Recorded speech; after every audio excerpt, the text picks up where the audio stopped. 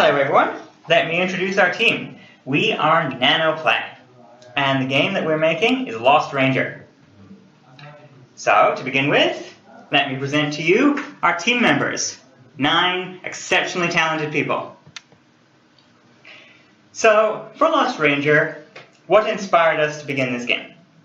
We started with the idea of Galaga. We wanted to keep the arcade feel of the game, but we wanted to expand it with a horror aesthetic and with our exploration mechanic that is the center of our game. Lost Ranger is a literal top-down bullet hell. However, while it is a tough game with responsive controls, the importance of the game is in the exploration mechanic. You're able to choose the difficulty of the game based on how you play, where you go. So, our game's story. You are piloting a submarine going deep into the sea, and you're fighting against aliens coming from under the sea. We started with this idea of Galaga, and we wanted to take it underwater. For our game story, you pilot a personal, high-tech submarine. You dive into the darkest regions of the sea that have never been explored before, battling aliens that get increasingly evil-looking, horrible Lovecraftian monsters. You're battling them for supremacy over the earth and the seas, for ancient technologies, and for points. Over the course of the game, first you start out fighting the monsters, then you uncover the monsters' own portal into their own dimension. You travel through that portal to the center of their undermind that you're able to kill in order to shut down all of the aliens. Your objective is to stop them from achieving their objective. Their objective is to save the world from human environmental destruction. So, for our mechanics, we have 2 weapons. We also have special munitions that have limited ammo. We have a dash mechanic where you can move quickly from one area to another area on the screen in order to avoid bullets. And our 2 mechanics that make our game unique compared to other bullet hells are our sonar and our floodlight. For our sonar, you can create a ping that detects enemies and the locations of enemies and power-ups that are far off screen. This allows you to determine in which direction you want to go, to help you with the exploration mechanic, to feel like you're part of a living, breathing world.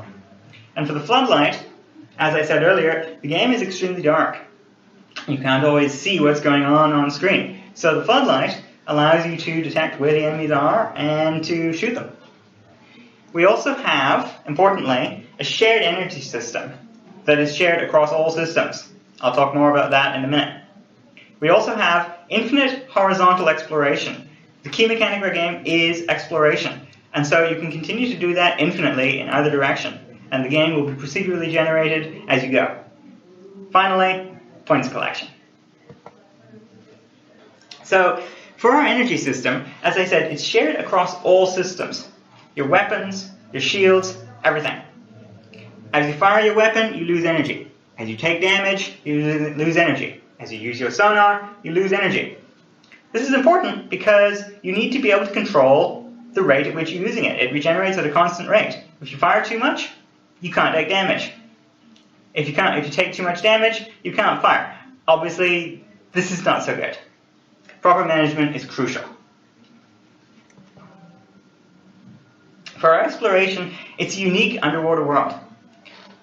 We have coral reefs, we have lava vents, we have swift currents that control the feel of the game, and maybe move your ship around. For exploration, we locate enemies, power-ups, and allies using the sonar.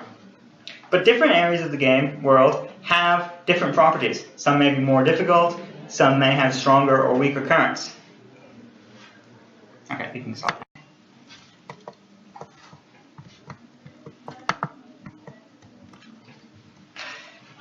So, the important thing about the exploration is the points. Each enemy gives 10 points as a base. However, you get more points for bigger enemies, for elite, more powerful enemies, and for special hard zones. Certain enemies will spawn zones around them where more enemies will be created. In these special hard zones, yes, the difficulty is more, but in addition to the more points that you get for simply killing more enemies, you also get extra points for simply being in that zone. This is important because it stacks with the second multiplier, or the next multiplier, which is kill streaks. The more enemies you kill within a certain amount of time, the bigger the multiplier you get for killing those enemies. All of these mechanics work together so that in order to maximize the number of points you get, you have to strategize where you go and how you play.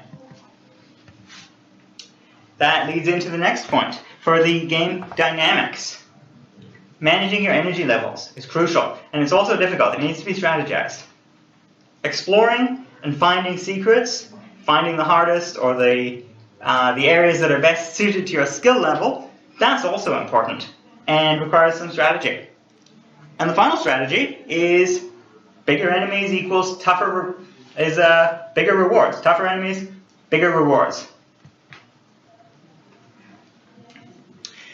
For our aesthetic in Lost Ranger, as I said earlier in the presentation, it's a Lovecraftian horror theme. You're underwater, it's dark, it's scary. The aliens have spooky tentacles coming out from the dark. They do lots of damage, it's really scary. Most of the screen is dark, but you can see their eyes glowing in the dark. However, how you control the floodlight allows you to control this a little bit. You can switch the floodlight on, see a little bit more of the screen. However, this costs energy. You don't want to do that all the time.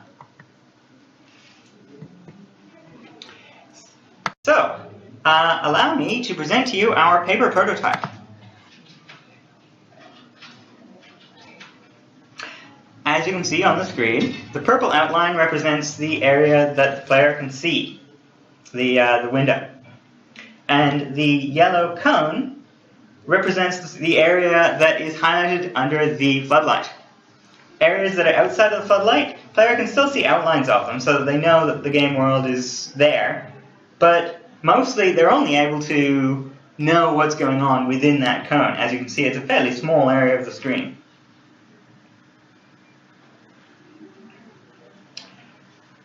Also, as you may note, this is a horror game. In keeping with that theme, some of the enemies are huge compared to the player and are really difficult. So from that, I think you can get a feel for how the game will play. So, what is our target audience? Young adults, fans of horror, fans of arcade. We're going for an older teen audience. It's not extremely violent, but it is very scary. So, and with that concludes our presentation. We were NanoPlay, our game, Lost Ranger. Thank you very much.